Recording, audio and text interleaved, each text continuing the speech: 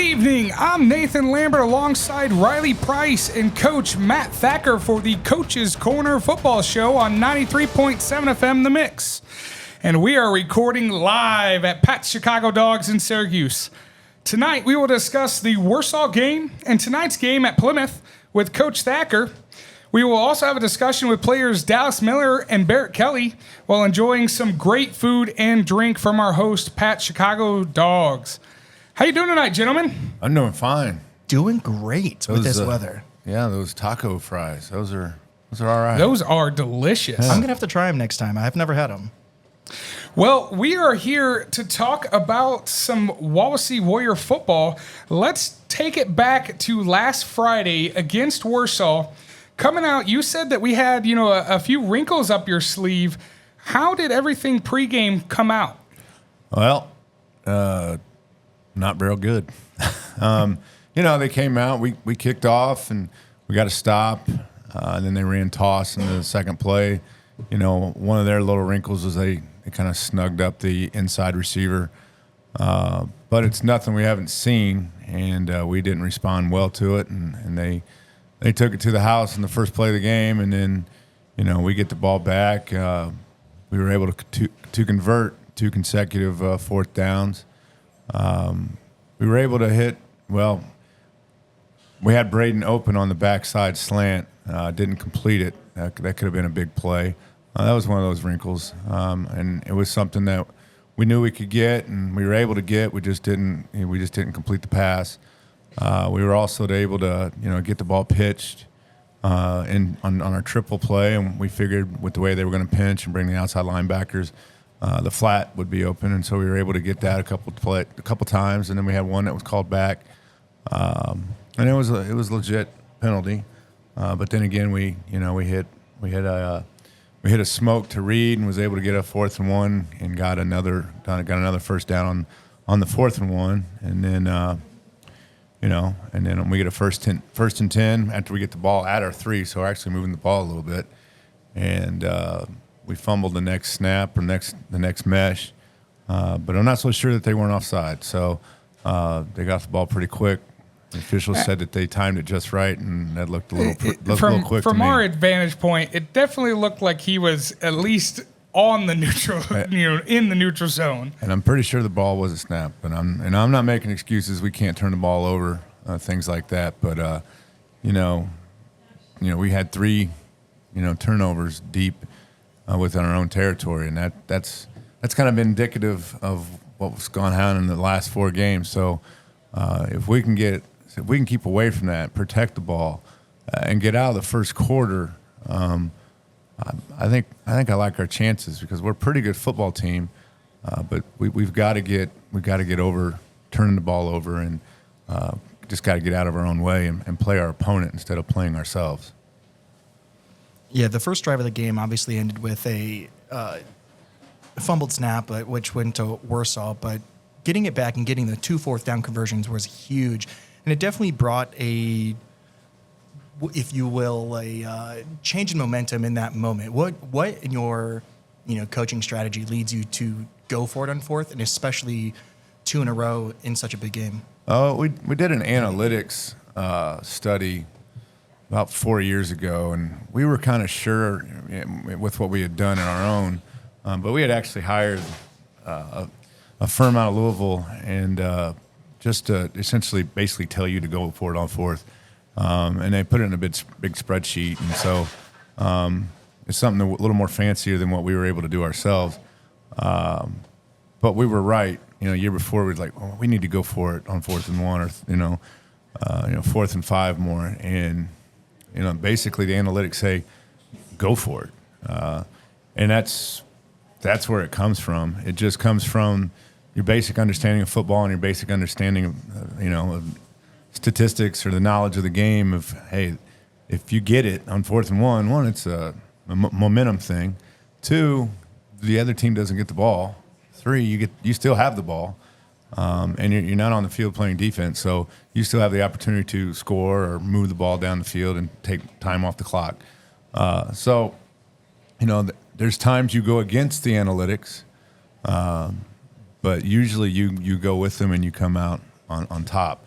I mean, it's not foolproof. It's not 100%, but it does, and if it's 4th and short, 4th and medium, you should go for it. Now, if it's deep in your own territory, 4th and 1 is much different than, or 4th and inches is much different than 4th and 5 or 4th and 6. So.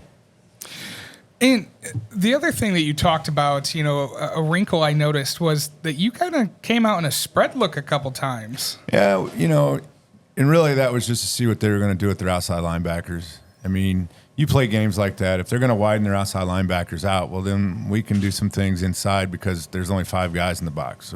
Maybe there's only 3 guys in the box if they would take them out wider.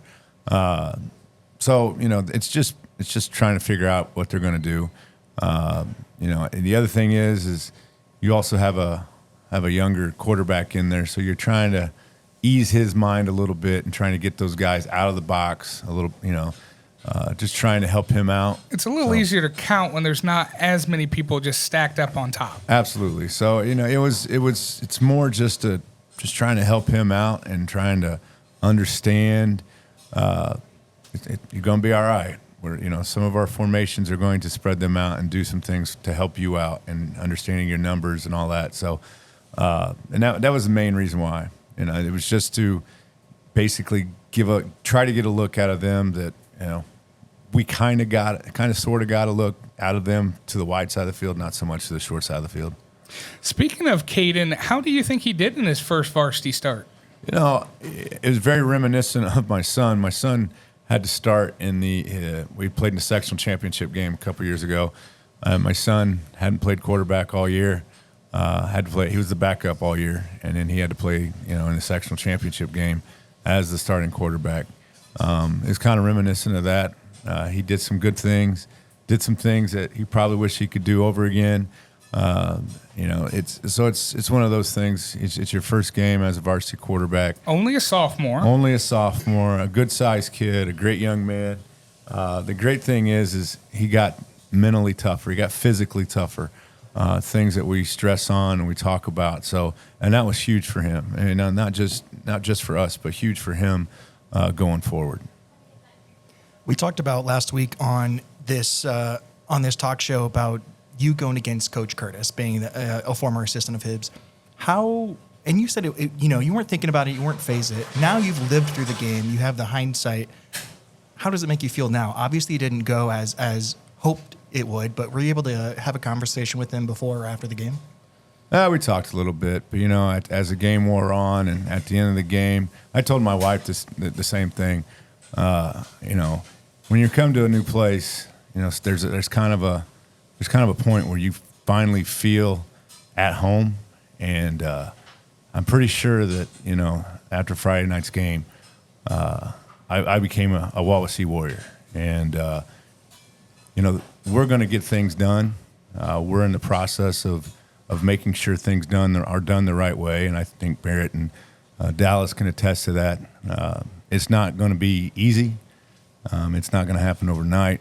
But I was reading some parables in my Bible reading this morning, and it's when you sow seeds in good soil, good things happen. If you sow seeds in rocky soil, they grow fast and then they disappear. So the bottom line is we're trying to grow something that's going to last, that's going to sustain. We're going to have a system, offensively and defensively, that people can trust, the kids can trust.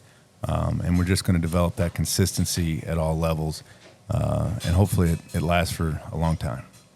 So, Coach, take me back to the locker room. We talked about culture a lot on this show and the acronym FEAST. What was the message to the guys going into the locker room at half? Really, it was an individual message. Just talking to them and the positives that each individual brings to our team. Dallas and Barrett are here. I remember talking to Barrett. He's a special young man. I remember telling him that Friday night in the middle of what was going on at the game. I don't remember what I said to Dallas, but I know it was positive. But I remember going around to a lot of our kids, and then everything that I said was positive to them and what they bring to the team in a positive light. So. In a moment like that, kids are looking at you to see how you're handling this situation.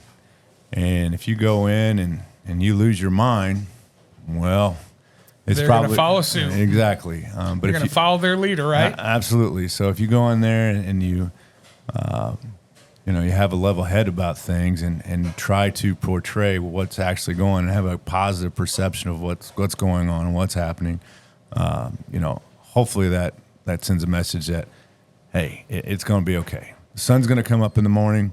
We're going to get better from it somehow. But at the same time, there were some adjustments that we made that we talked about on the board. You have to do that. And that's also good for the kids to see that, hey, they're not giving up. I mean, we're here to, we're making adjustments, trying to figure something out to help us out on offense. So, and that's important for the kids to see. But, when things aren't going well, all eyes are on you, whether it's in the stands, whether it's in the locker room, whether it's after a game. Sometimes it feels like daggers. Yeah, fortunately and unfortunately, football is a very live sport where everyone's kind of on top of you and Right. you are the center of attention. Absolutely, and sometimes that's fun. I've been on the side where it's a blast at the end of the game, and everybody's happy and hugging and shaking hands, and it's a great feeling. And I've also been on the other end where it just feels like the whole weight of the world is on your shoulders, but. You just have to realize what you're doing, and what you're doing is the right thing for kids, number one. Two, you're building a culture, you're building a program that's going to sustain and it's going to last. So, when you take a job like a Fairfield or a Wawasee, you have to have the end in mind, and that end in mind is playing in Lucas Oil, standing inside that tunnel, looking at that field, getting ready to go out with the Warriors and playing for a state championship game. But that's the end in mind. So we got to do a lot to get there. There's still a mountain to climb there too. Absolutely. You're still at the base of the mountain. I think Coach Pinion said it right. A lot of ways we've been searching and trying to climb the wrong mountains in several different examples. He goes, we finally found the right mountain. Now we're at the bottom of the mountain.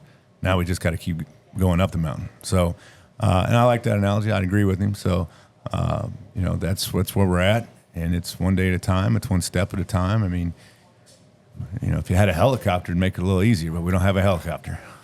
And the only way to get up there is just hard work. Absolutely, it's one step at a time. It's hard work. There might be a misstep here or two, but you're still going forward. So, if we can continue to go forward. Our seniors that we have, if they can continue to go forward with us, good things are going to happen. One final thing here about the Warsaw game. I want to hear about the offensive line. We've talked the last couple of weeks. You've done some tweaking there, and you've seen some gains, especially on the outside running, getting, a little bit more of the edge. How has that helped you? Well, Warsaw was pinching hard, with their tackles and their outside linebackers. So we knew we were able to get the ball pitched. We knew we were able to get, it wasn't necessarily tossing. We were just going to run triple and get it pitched right away. So that there's a corner out there and there's a safety. And if we can get the safety block and the corner block, well, we can gain some yards. And we were able to do that. So a few times, and then later on, we were just running zero dive, and we were able to get some plays, and then we did run toss to Braden for a touchdown, I believe. So, the pieces are there, the learning's taking place, but again, I know it gets old, but it's a process. It's a day by day thing. Today's practice offensively wasn't the greatest, and part of that's my fault, just because I wanted to start off with a couple tweaks that we were working on, and well. When you do that, sometimes there's a question after question after question, and we've wasted 3 minutes where we could have been running our base stuff for 3 minutes and getting better at that. So that's on me, and so I think because of that, we were a little bit flat offensively, but defensively we picked it up and got after it a little bit, and then reminded them that we have to get after it all the time, right, Barrett? Another thing we talk about, you got to love the kids, and we do love these guys. They work hard for us. The Wawasee kids play hard, but we've got to get that energy going in the right place all the time on every play. So, and that's what we're working. That's what we're working at and trying to get after. Well, that wraps up our discussion on Warsaw. Coming up next, we will talk to Dallas Miller. We'll be right back with more Coach's Corner Football Show on 93.7 FM The Mix.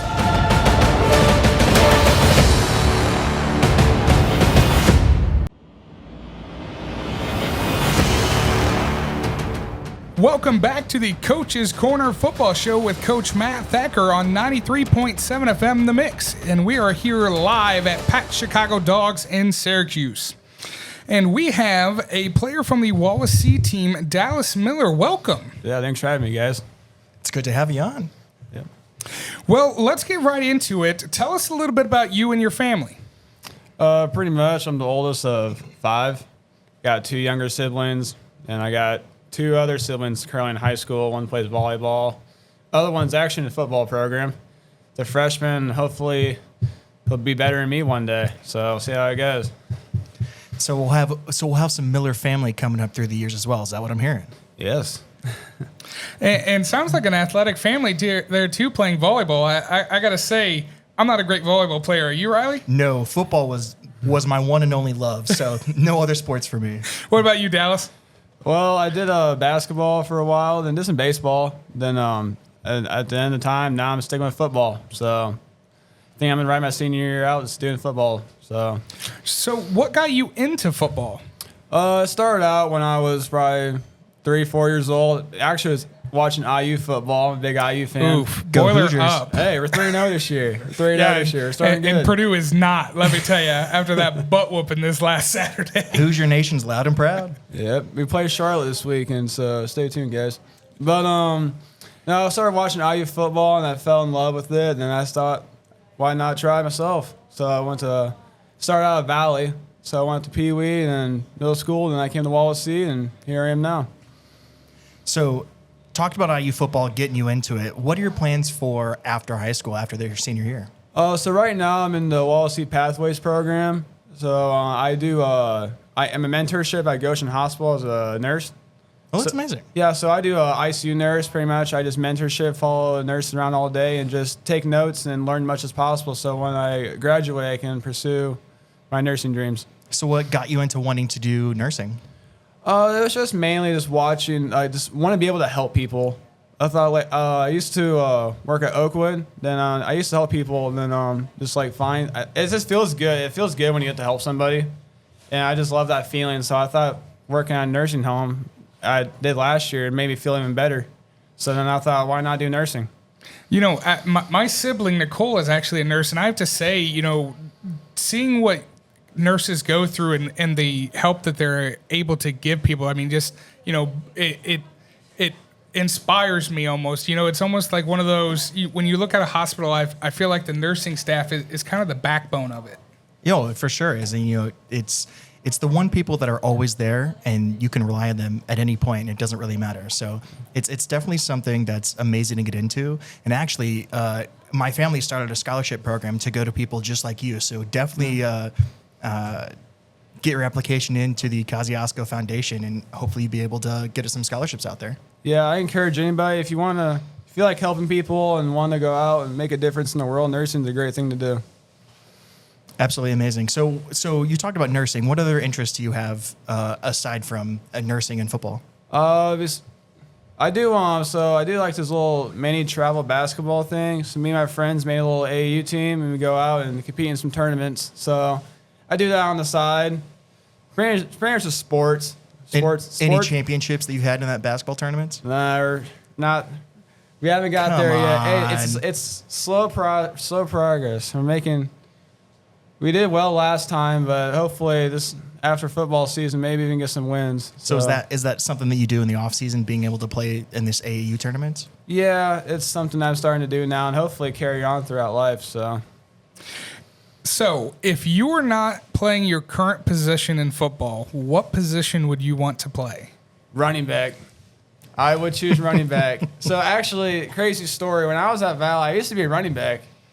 You are a very tall running back. Yeah, I know. It's times change. Then I came here, I started out as a wide receiver. Then when I came to the high school, I moved to tight end. So ever since then, I've been in tight end. So how long have you how long have you been playing this sport? You said that 3-4 years old you became interested in it, but did you start immediately playing after that? It's been since first grade. I got to add the years here. So 13, 14 years. That's going to be hard to give up after your senior year if you don't continue playing. I'm hoping just to do some like weekends, do like some 7-on-7s. Maybe some of the guys after we all hang up the helmets and stuff. So maybe something nice to do after time. Who is your favorite teacher at Wawasee High School? Oh, I have to go with my last year teacher, Mrs. Dellergrange.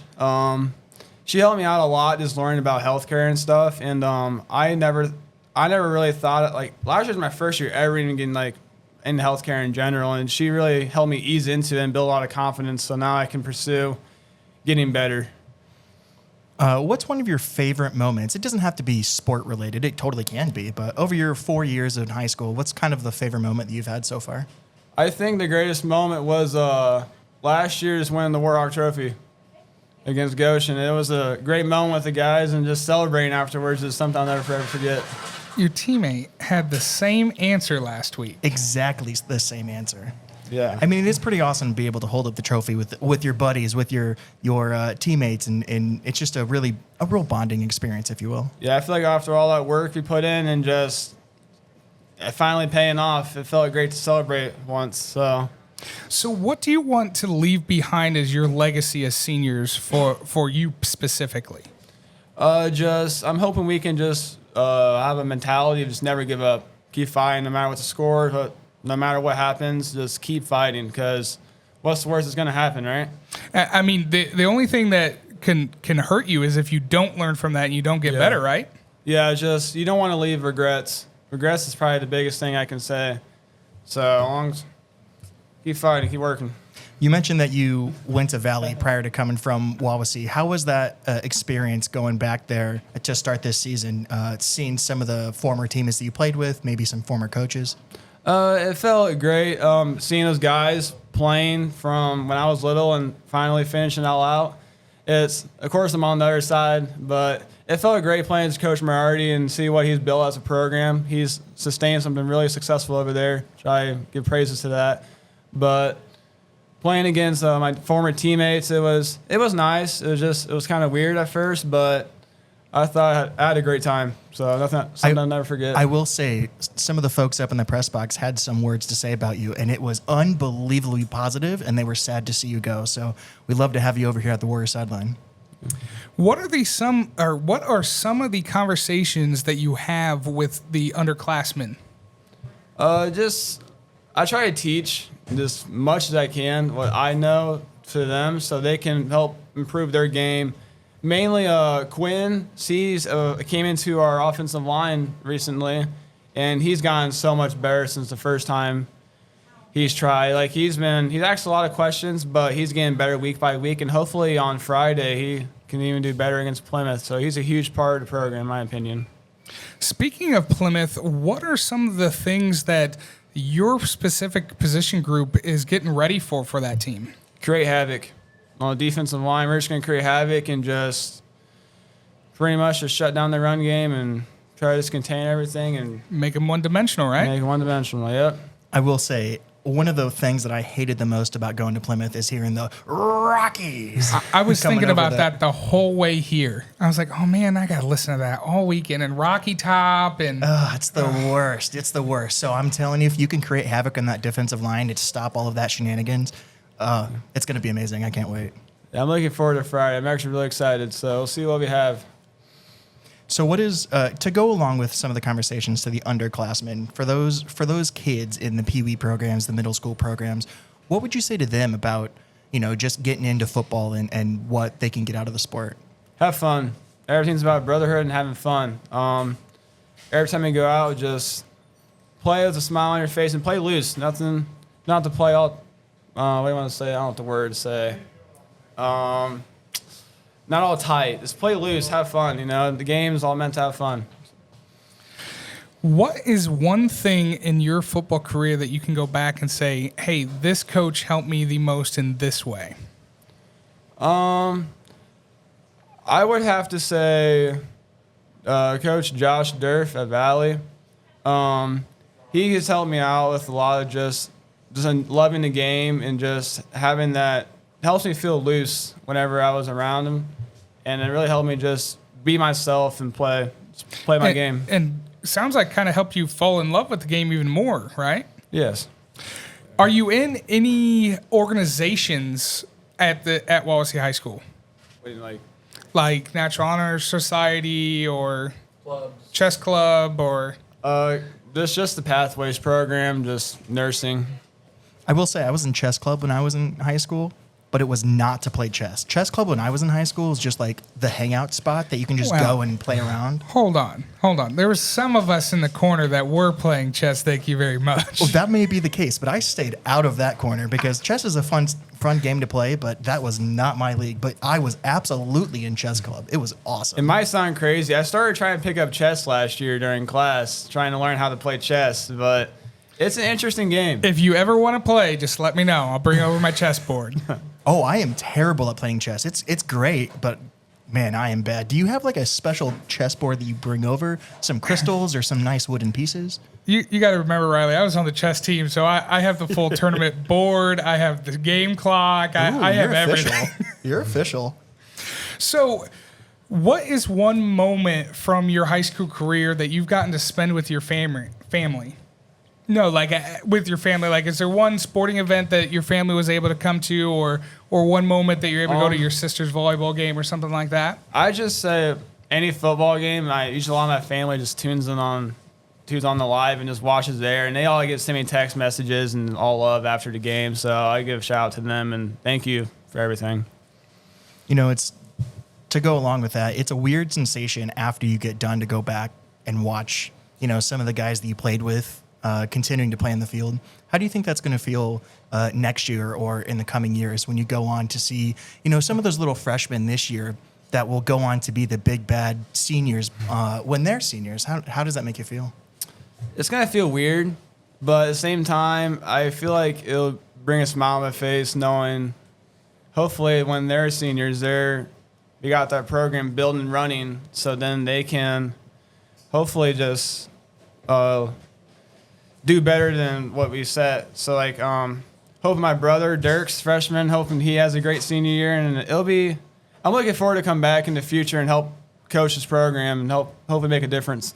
As someone that has done that, it's I got to coach Barrett, I got to coach Brandon. A lot of these seniors and that are kind of special to me because these are the kids that I kind of cut my coaching teeth on, and for me, hearing that a former or a soon-to-be former player that wants to come back and coach, that is absolutely amazing.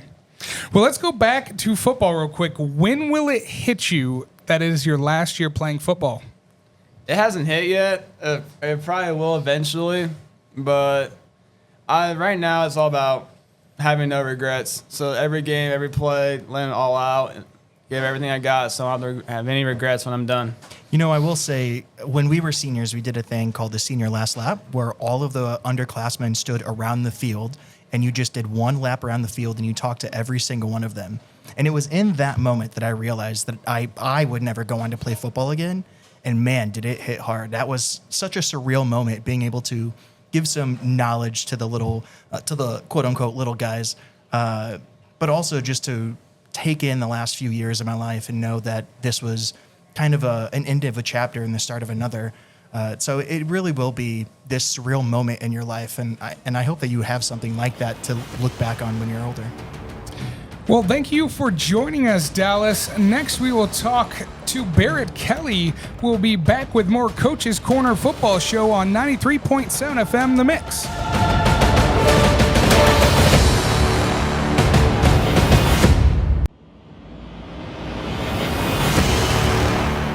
Welcome back to the Coach's Corner Football Show with Coach Matt Thacker on 93.7 FM The Mix. And we are here live at Pat's Chicago Dogs in Syracuse.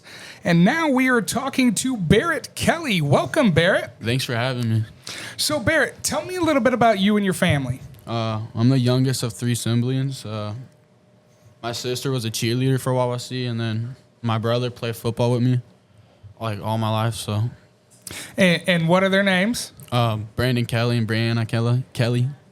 So you said your brother played football with you for all your life. Obviously, he's graduated now. So how Yeah. has this year been so far without him for the first time? It's different. I mean, I enjoyed having him on my side last year. He gave me a lot of he hyped me up. So You I guys don't have, had kind of a yin and yang last year. You two both tried to outdo each other a lot of the games. Yeah, we were on both middle linebackers. We like to compete with each other and try to see who can get more tackles and like that a lot. And yeah. So what got you into football? I have actually 2 older stepbrothers that are 5 years older than me, and they're like the reason me and my other brother Brandon got into football. Me and my brother started I started football in 1st grade, so Wow. I've been playing since Pee Wee, and I started at Warsaw for a year, and then I moved over to Wawasee. Well, and you know, that's really weird for me to hear because I was in 3rd grade and I was technically a year too young and they barely let me play. Yeah, so hearing that you were able to go out in 1st grade. I played running back and linebacker all my life too, so I haven't really got. So you've never played another position, really? Well, no. This year I'm currently playing defensive tackle right now, and then I'm a fullback. So it's different, but I like it. So how is it different on the defensive side? How is it different between playing the middle linebacker, like you were saying, and then now going against defensive tackle straight up on the line?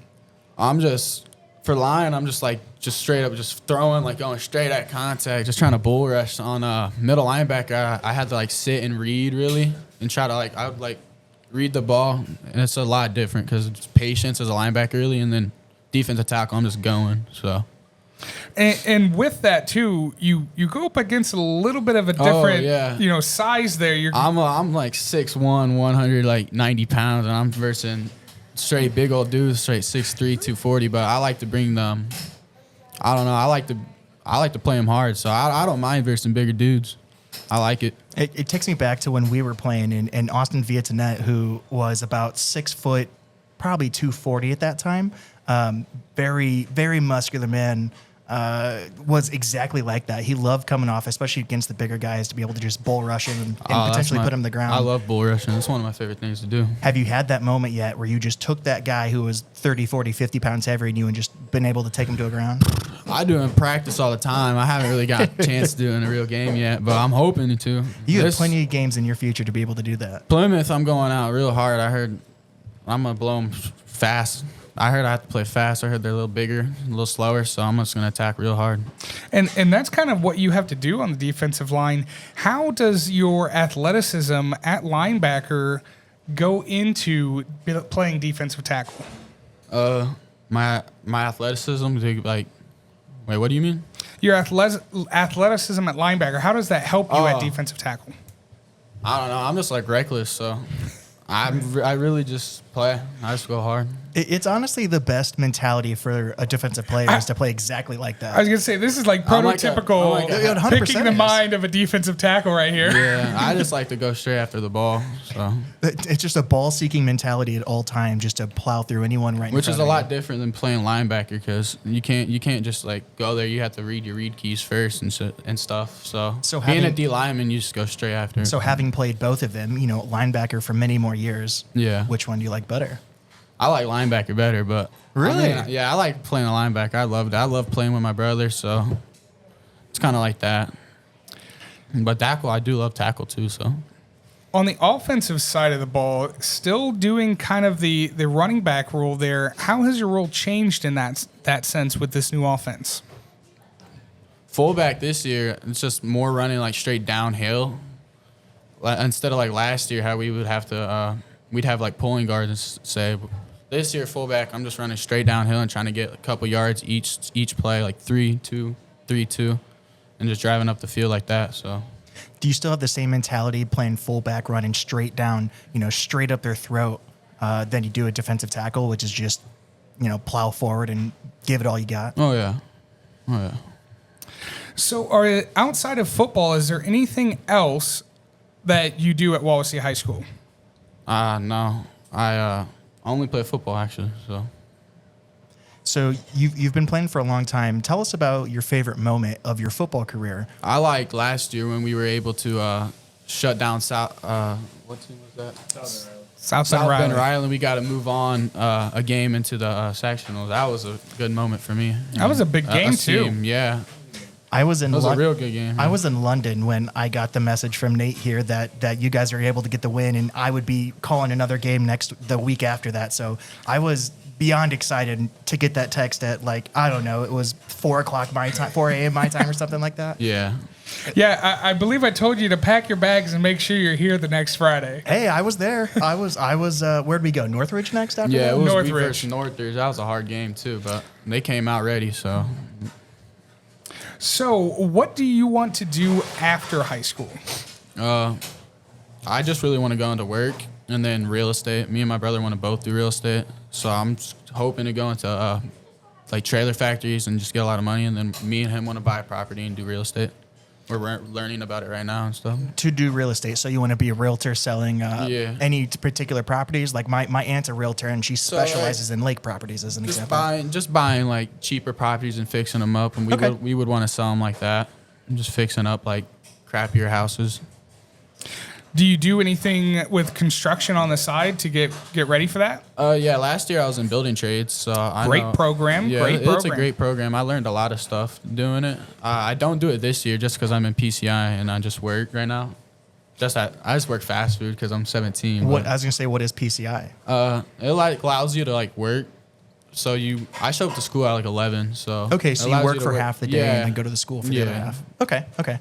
Yeah, we had similar programs like that. I know when we were in school. I was never a part of them personally, but I know many people that were. It's very similar to like auto mechanics or building trades, except Yeah. you just It's instead exactly of going like you're working instead of doing Right. with a teacher and learning that type of stuff. So, in construction, do you kind of have a niche? Do you like framing? Do you like Yeah. plumbing, electrical? We did it all. I like the frame. We did a lot of framing. We did pouring concrete in like certain parts of the house. We really did like we fixed a lot of basements up completely in it, and we learned how to do a lot of stuff in it. We had our teacher. He was a good teacher, and he teach us pretty good. So to go along with your real estate and building trades and construction, you're gonna be flipping houses basically on your own. Will you be doing all the work yourself? Is that the plan, to be able to flip them? No, me and my brother would want to try to get contract people into Okay. it. But me and my brother would want to like learn how to do that stuff too, though. So Yeah. So let's talk a little bit about school here. What is your favorite subject and who is your favorite teacher at Wawasee High School? We won't tell them. It's okay. I like doing ceramics, which is a clay class. I just be messing with clay. At the end of the day, it's the easiest thing to do. So right before practice, I'm just in ceramics building a clay project. You So know, I was in had to say ceramics that. too my senior year as the one art class I had to take, and it was awful. I couldn't do anything. I can't. I'm not good at it, but it's just easy class to do at the end of the day. So I don't mind it, honestly. I don't think I could do well at that class. I have about zero I'm not well- artistic bones in my body. Oh, I'm I am not the that same good way. myself, I but- am a numbers guy. I can't like create things in my mind other than just But calculations, I guess. I have like 4 classes in English, social studies, and then freaking science, and I don't like any of those. So I'd rather do ceramics than any of them. So And ceramics is right before practice, right? it's right at the end before of the practice. day. So I was just chill. So, So right how- before we gotta go on the field and bust our butts. So So just chilling. So how is it at the end of the day that you can just like get your creative bone going and just have this soothing ceramic class and then flip that switch at the end of the day to go to practice? Oh yeah. What'd you ask? It's like how easy is that for you to do, to be able to flip that Oh, switch it's- between? It's pretty easy. I can get going at practice a lot. I mean, sometimes I'm just bummed out throughout like the school day. Sometimes I'll go over to the practice field, but I often a lot like to get out of it and try to like work super hard at practice. But yeah. I'm going to ask you the same question I asked Dallas. Your senior leader said that you wanted to leave a legacy behind. What do you specifically want to leave behind? Just to play ruthless, just to play with your heart, play hard, have fun. How does it feel knowing that this is going to be potentially be your last year of playing organized football? It's real sad. I get that feeling after every Friday. So Do you? Yeah, I get real sad. So The great It thing sucks. is that it's kind of like that next play mentality. There's another game coming up, and you just got Yeah. to keep focusing. we're trying hard. Yeah, What is one thing that you believe this team will be known for at the end of the year? We play hard, just not quitting. Not quitting, going through all the quarters. We just really got to get to the first quarter and hopefully play it through. Now, I haven't looked at any film on Plymouth. What do you think their offense, or what is your position going to be, kind of going into and trying to do against Plymouth? I know they got a lot of bigger and slower dudes up front on their alignment, so I'm just going to try to attack hard and fast on it right instantly and try to get to that mesh. So you're saying if you can get under them, you can really just palm back. I'm really rooting for you to be able to put one of them on their back for this week. That's if I had to give a goal for you, that's the goal. I'm gonna try it. I'm gonna try a bull rush. I'm good at it too. I can do it. And let me tell you, we'll be rooting for you real loud on the radio, probably blowing out Mr. Jeremy's ears over here on the radio. I'll make sure. Maybe I'll have to make sure I get one. What is one thing that you are looking forward to for the rest of your senior year? Getting wins. I want to at least get a couple wins on our record this year. If you could say one thing to this team moving forward after week 5, week 4? Week 5, what would you tell this team now moving forward? To listen to what our Coach Thacker has to say for us, to believe in ourselves, to play hard, and to go out there and just fight. Any final words? No. All right. Well, thank you, Barrett, for coming and talk to us. In our final segment, we will talk about tonight's contest against the Plymouth Rockies. This is the Coach's Corner Football Show on 93.7 FM, The Mix.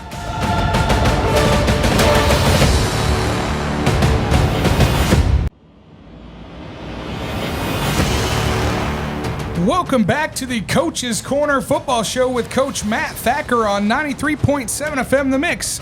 And we are here live at Pat's Chicago Dogs in Syracuse.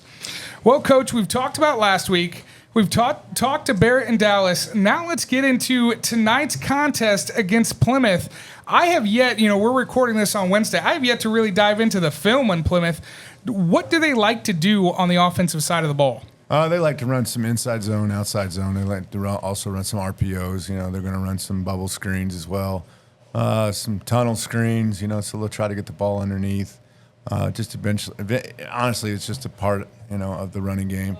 They'd also take some shots deep. They really have number 7, number 5, number 2, number 3, number 10. That pretty much revolves around those guys. Pretty much make their offense go. Their offensive line can get after it. Their splits are relatively tight, maybe about 6 inches, maybe a foot apart. But, so as far as trying to get, bull rushes and things like that, Barrett's going to have to break some double teams. They'll try to double team us. But at the same time, if they're double teaming these two guys and linebackers, then linebackers have a free run. They should. So. We've kind of had to do some things different with, we really wanted to get some speed up front. So having Barrett and Dallas at the tackles and doing some things with our DNs, having some speed up there, hopefully to create some havoc, but also create some open windows for our linebackers to step through and make some plays. What does this team like to do on the defensive side of the ball? They're going to run a 5-2 or a 3-4. At least that's what they've shown on film in all the games this year. Last year they ran more of a 4-4. So we'll see. We've prepared against an odd front all week, so they haven't shown anything to tell us to prepare anything differently. So that's where we're going to go, and hopefully they keep it the same. It makes game planning a little bit easier when they do that. It does. You also have in the back of your mind, they have ran an even front. So, but we've also played against even fronts, 3 times this year. So, this week, next week, and the week after, we play an odd front, and I think we get back into 2 even fronts to finish off the year. So. is there really a big difference between the odd and even front from the offensive side of things? Obviously, we run the same offense, but it changes big time how the offensive line blocks. So what are some of the key differences between running against an even front versus an odd front? Well, if it's an even front, the guy that we call number one and number two changes from, in an even front, it's a defensive ends number one and the outside linebacker is number two.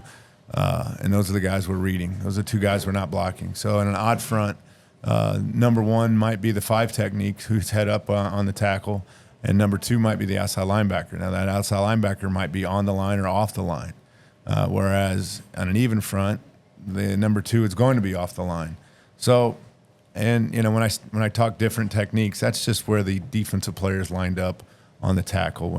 If he's head up on the tackle, it's a 5. If he's on the inside shoulder, it's a 4-eye. If he's on the outside shoulder of the guard, it's a 3. If he's head up on the guard, that's a 2. So those are techniques that we talk and we teach the kids. And so when we talk that type of language, they understand. It's just a quicker way of saying, is he head up or not? So, those are just the lingo that we use with the kids, and the kids understand, or eventually understand. And we're still in the beginning phases of understanding all that stuff. And for example, Quentin had a great question yesterday, I guess, in the O-line meeting at the end of practice when they were on the whiteboard, wanting to know what a 3 technique was. And Coach Davis explained to him what a 3 technique was and a 5 technique. So sometimes understanding those techniques helps you understand what we're trying to get accomplished on offense. Well, and it's kind of like one of those things, the enemy of my enemy. If I know what you're trying to do against me, I know exactly how I can try to protect it. True. And, and most of us, football coaches, we all understand what each other is trying to do, but understanding what you know and trying to parlay it into your kids, that's the challenge. So if you can get it accomplished to your kids, and they understand it, it doesn't really matter what you run. If they run it effectively and they execute, you can look pretty good. How does the tight splits affect the defensive alignment this week?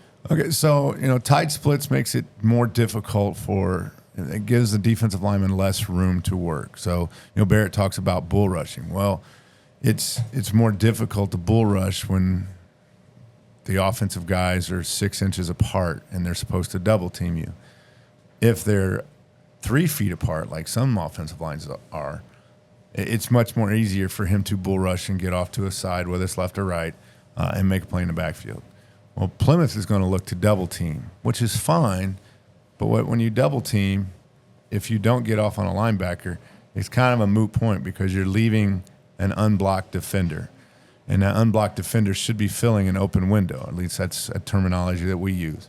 And if they fill the open window, well, then the defensive tackle has actually done his job because 2 for 1. 2 for 1, and you're leaving an unblocked defender, and okay, they're getting 1 to 2 yards, and that's the hope. So hopefully we can limit their big plays. I mean, Plymouth likes to be a big play team, an explosive type of team. Well, we want to limit explosive plays. If we can limit, those explosive plays, we can be effective on defense. If they go out and score, but it's a 7 to 12 play drive and takes 5-6 minutes, they don't want to do that. So if we can force them to play offense and force them, it's kind of like in this game, it's reminiscent of the Colts when the Patriots would play each other. The Patriots would force the defense or force the Colts offense to run plays. Colts didn't want to run plays. They wanted, Peyton Manning wanted to score now. When Marvin Harris and Reggie Wayne, they want to score now. They kind of have that same mentality, and I respect that attitude. But on our end, if we can keep the ball in front and force them to earn every yard, accept the fact that 3 to 4 yards is a big play for them this week, then we can have some fun because it's. When you're geared to be explosive and play fast and you don't get that, how are you going to respond? When we take away that and you have to play a little bit differently. Yeah. So hopefully we can accomplish that. If not, we can be in some trouble. What's some of the changes in potentially in play calling that this defense forces you into coming up against Plymouth this week? Well, I mean, honestly, with the way they play their defense, we want to have a 3-man surface, which means we want to have a tight end. Preferably, I'd rather have 2 tight ends. And what that does is it does spread them out across the front. And in fact, we've talked about spreading out our splits because they'll go out with our offensive linemen. And when you do that, it gives the offense more space. It gives the defense more space. But what we're doing, giving us more space, we take that as the advantage because we're able to run simple plays like a dive. We're able to run zone dive. We're able to run triple. We're able to run belly. And if you have double tights, you can run that to either side, and you're balanced. And they're an odd defense. And when you balance up the front, they're actually down a man to the right and to the left, especially if you're in double tight, because they have the zero technique with the nose. So you basically have, 4.5 on one side and 4.5 on the other, not counting the safety. So it's a number advantage that you try to take advantage of on each play. You mentioned some tunnel screens and some bubbles and that. How does that challenge your defense to kind of go all the way out to the perimeter? When they stretch you out like that, it's discipline, understanding who I have in the zone. If number 1 disappears, well, number 2 or number 3 is going to be coming in my zone. So I have to stay with my zone. I'm not, we're not playing man. So if we played man and we chase, the number 1 receiver in trips, and number 2 goes outside and number 3 goes down the middle, then you're totally out of position. So it's a discipline thing. You have to, you have to listen to your coaches. You have to do what you're coached and do what you're told to do, and expect that it's, if they're going to run a tunnel screen, well, okay. Number 1's going to go inside. 2 and 3 are going to try to block. They might send a couple of linemen out to try to block. You have to coach that up and have to understand that. The D line have to understand. Well, they haven't let me go up the field real easily all night, and all of a sudden now they're letting me go right up the field. I'm 3-4 yards deep. Wait a minute. Yeah, and I got a free shot to quarterback. What is this? Is this kind of some kind of voodoo magic they're doing on me? And then they throw it over your head, and they get a tunnel screen for a big play. And that's something like D line. Once they recognize screen, they have to retrace their steps and get back to the line of scrimmage or get back to the the running back. They love. The tunnel screen isn't really their big play. I mean, to watch it goes for a big play against us, but their favorite screen is actually a slip screen out of the backfield, and it's actually a very easy screen to install. We would call that as cheap to install because it doesn't take a lot of time. And they say they simply just have their the guard and tackle to the right or to the left. They just block for a second and a half, and then they release to the outside, and the back that it's to the side of the screen just releases nonchalantly, and they just dump it over your head and right up the sideline. So it's a very inexpensive screen, so it's a deadly play. This week you're traveling to Plymouth. How does that change, for game preparation? Obviously, it's a bus ride over to Plymouth and everything like that. But is there anything that goes into the strategy of getting players ready for the game when it's an away game versus a home game? Honestly, there is. I mean, and that strategy is developed, when we're looking at bus schedules back in June, July, as far as what time we leave, things of that nature. We obviously don't want to get there too late. We also don't want to get there too early. So when you get there too early, it's a little too much time to think and to prepare or to overthink. When you get there too late, everything's in a rush, and you don't want to do that either. So you try to just kind of make it as evenly equal as possible as far as the preparation time, as far as the downtime, as far as thinking on the bus and all that stuff. And then once we get there, it's about the game. It's about pregame. It's about the coin flip. It's about what are we doing on kickoff or kickoff return. So those things all go into it as as the game starts to get to that point. So, well, I would like to just do a little shout out here to the guy to my left and Riley, as he will be getting married over this weekend. Congratulations to you and your bride. Thank you. We are very excited. Shout out to Kayla. Get married when this airs. We'll be married tomorrow, then headed to the Colts-Bears game down in Indy, then to New York for the week. So That'll be an amazing time. we can't wait. It'll be awesome. So I am hoping that I can be able to listen to the show and hear the Warriors get a W against the Rockies in Plymouth. Hopefully we don't hear that a lot. Yeah, I don't like hearing that. Oh, it's But awful. Congratulations. Thank you. Congratulations. That one, Thank and if we ever play the Logan Sport Berries again, that would be another one that I would hope to avoid. Well, thank you so much to Coach Thacker, Dallas Miller, and Barrett Kelly for coming out tonight and allowing us to talk some Wawasee Warrior football. And thank you to the staff of Pat's Chicago Dogs for hosting and feeding us. Their support of our schools is amazing, and their food and service is always top-notch. Coming up next, the Warriors are on the road at Plymouth. Myself, Joshua Pulaski, and Reese Johnson will have the call. This has been the Coach's Corner Football Show on 93.7 FM The Mix.